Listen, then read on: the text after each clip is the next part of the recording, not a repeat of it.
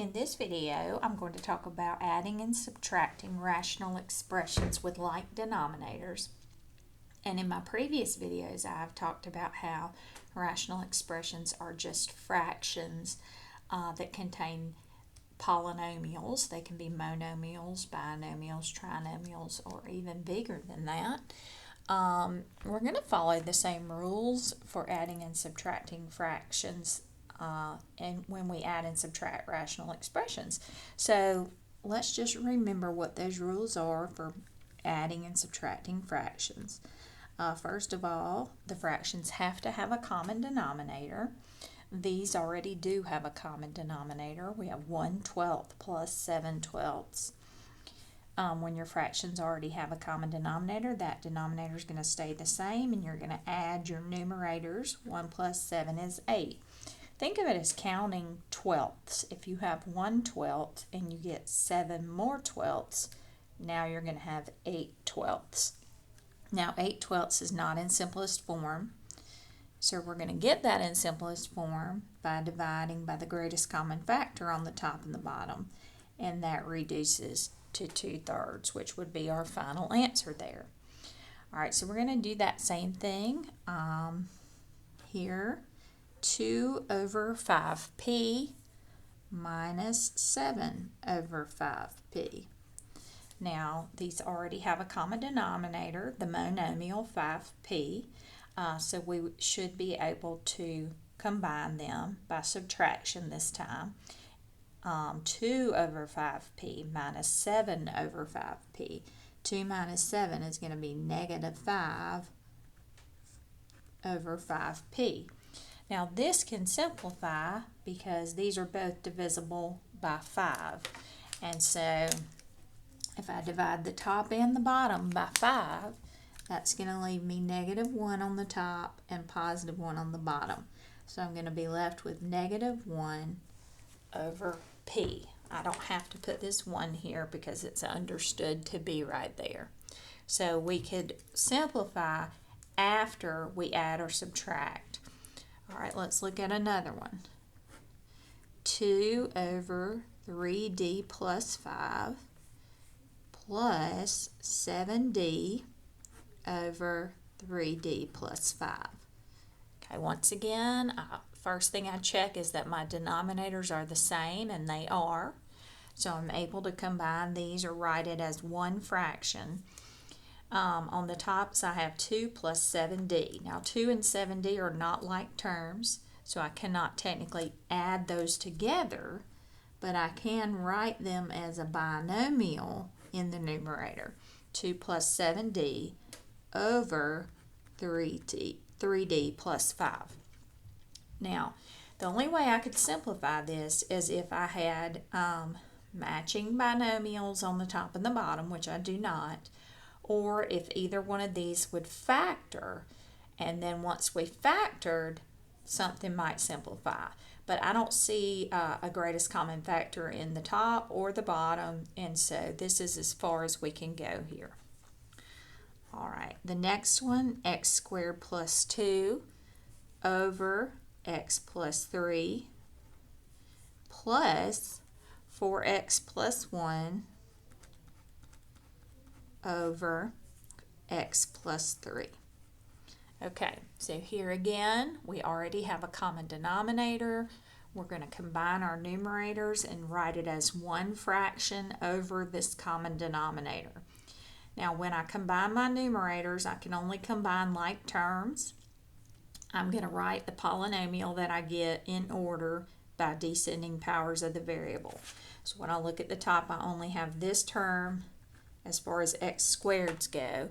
Then I have a plus 4x, and then I have a positive 2 and a positive 1, which I can combine to get positive 3, and all of that is over the binomial x plus 3.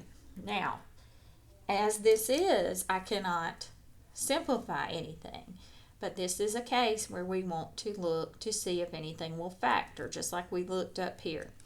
This top will, in fact, factor.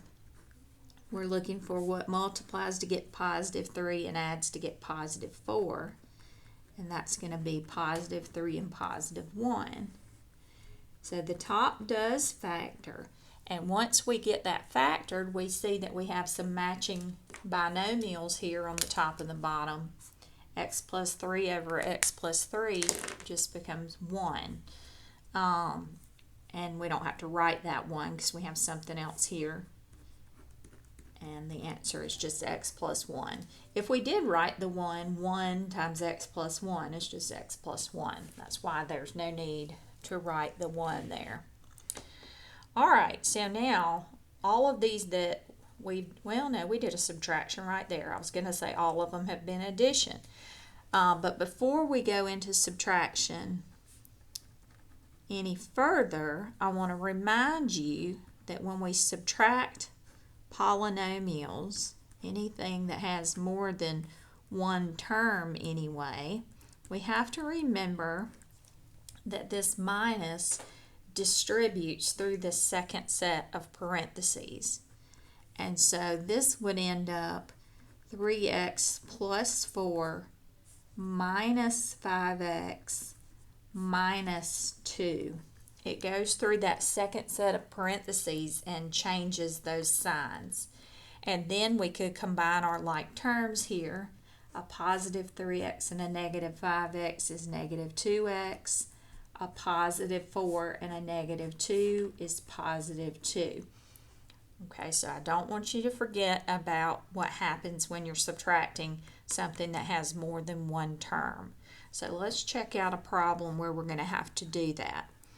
X squared over x minus 3 minus negative 5x plus 24 over x minus 3. Okay, again, we're looking at problems where we have common denominators already, so that's nice. We do have a common denominator here. We don't have to worry about that. But what we do have to worry about is this right here. This is going to distribute through the numerator of this second fraction or rational expression. And so what I usually do when I have a problem like this, subtracting something is the same as adding the opposite. So I just change this to addition, and I go through this numerator here, and I change my signs. Okay, so then when I write it as one fraction, I'm going to have x squared. We don't have to worry about this, it's a plus sign, but this is positive 5x, so plus 5x, and then we have minus 24, all over x minus 3. Okay, now you don't have to do that, with a highlighter or in color. You can just think about it that minus a negative will become plus, and minus a positive will become minus. But I just go through and change those signs like that. Now, in order to be able to simplify this, we're going to have to see if we can factor it. I do believe that top will factor. What multiplies to get negative 24 and adds to get positive 5. That's going to be positive 8 and negative 3. And then you see that we've got some like binomials here on the top and bottom. Those will cancel, and our final answer will be x plus 8. All right, let's try another one. 4x minus 9 over 2x plus 1 minus x minus 5 over 2x plus 1. Again, it's subtraction. This is going to distribute through the numerator of the second one. So this is going to be minus x, and that'll make that plus 5. So I'm going to go ahead and do that with my highlighter. I'm going to make that a minus x and that a plus 5. So on the top here, I'm going to write it out before I do my combining. I'm going to have 4x minus 9 minus x plus 5. All over 2x plus 1. Then I'm going to look for my like terms to combine. I've got 4x minus x. That's going to give me 3x. Then I have a negative 9 and a positive 5. If I combine those, that's going to give me negative 4. So I have 3x minus 4 on the top over 2x plus 1. Now we can't simplify that unless these will factor in some way, because right now they're both binomials and they do not match. So we can't do any simplifying there, and I don't believe either one will factor, so we're finished. All right, I think it can fit one more on this sheet. 5a over a plus 2 minus 3a minus 4 over a plus 2. Okay, once again, it's subtraction. That subtraction sign is going to distribute through this numerator here. So this is going to become minus 3a plus 4. Okay, if you want to, you can do this. You certainly don't have to. I'm going to write it as one big fraction here. 5a minus 3a plus 4 over a plus 2. Then I'm going to combine my like terms on the top. I get 2a plus 4 over a plus 2. Now again, we're here at this point like we were up here. Up here nothing would factor, but here the numerator we can factor out a greatest common factor of 2. So I'm going to factor out a 2 on the top, which is going to leave me with a plus 2. And now that I've done that, I see that I have these nice matching binomials that can cancel. And my final answer is just 2. All right, we just got just a handful more. Let's see. How about 9x squared over 3x minus 7 minus 49 over 3x minus 7. Again, we have a common denominator already. It is subtraction, but there's only one term in the numerator here, so that's just going to be minus 49. We don't have to worry about distributing that minus through that numerator since there's only one term.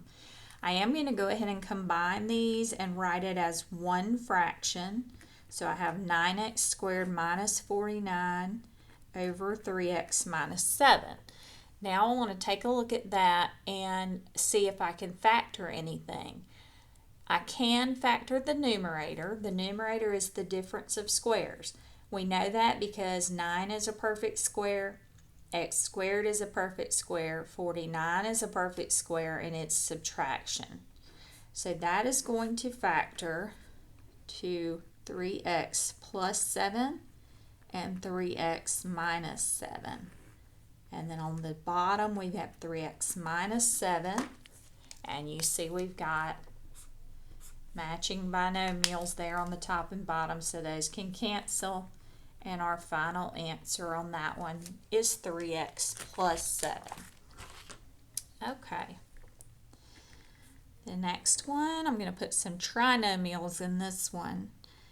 R over r squared plus 3r plus 2 plus 2 over r squared plus 3r plus 2. Okay, this is addition. All right, so we don't have to worry about any signs changing. I'm going to combine these and write it as one big fraction. So my numerators, I'll have r plus 2 now on top. On the bottom, I'll have r squared plus 3r plus 2. Okay, now we have to check to see if anything will factor. The top will not, but the bottom could possibly factor. We need to look at that. We're looking for what multiplies to get 2 and adds to get 3. That would be positive 2 and positive 1. So then you see that these will cancel. Now, this is important. Your answer is not just r plus 1. R plus 1 is on the bottom. Typically, when we cancel like this, we don't have to put anything there in its place, but we want to keep in mind that r plus 2 over r plus 2 is one whole. Okay, anything over itself is 1. And we need something on the top right here to hold the place of the numerator. So I'm going to put a 1 up there, and our answer is going to be 1 over r plus 1. All right, let's see. Next, we have 1 over 3y squared plus 22y plus 7 minus negative 3y over 3y squared plus 22y plus 7. Okay, this is subtraction. Since it's subtraction and we're subtracting a negative, that's going to become positive. Minus negative, subtracting a negative becomes adding. And we end up with 1 plus 3y on the top over 3y squared plus 22y plus 7. Now we're checking to see if anything will factor. Nothing will factor on the top. The bottom, I'm going to have to do the AC method to see if I can factor that. Let me write it right down here. 3y squared plus 22y plus 7. In the AC method, we multiply this first number and this last number. That gives us positive 21. We look for two numbers that multiply to get 21 but add to get 22. That's going to be 21 and 1. So we split that middle term to 21y plus 1y. We bring our first term down and our last term down, and then we group and factor out the greatest common factor of each group. Remember, if you don't have any other greatest common factor, you can always factor out a 1. That's what I'm going to do on the second group. And I end up with y plus 7 times 3y plus 1. That is the factored form of this denominator. So I have 1 plus 3y over y plus 7 times 3y plus 1. Now, I know these don't look exactly the same because they're in a different order, but because it's addition, the order doesn't matter. 1 plus 3y and 3y plus 1 are exactly the same. You can think about that in terms of regular numbers, and that might make more sense to you. 3 plus 4 is the same as 4 plus 3. They both equal 7, and 7 over 7 would be 1. So these are equal. We can cancel them out. They make one whole, okay? So we end up with 1 over y plus 7. Again, like on the one up here, if there's nothing else left on top, you've got to have something to hold the place of the numerator. So that's going to be a 1. All right, last problem.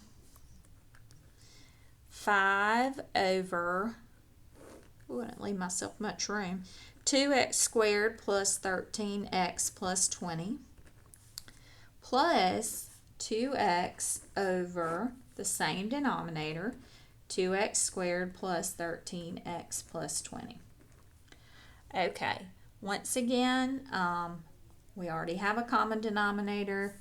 We're going to combine those into one fraction. So 5 plus 2x on the top, 2x squared plus 13x plus 20. All right, this is very similar to the one we just did.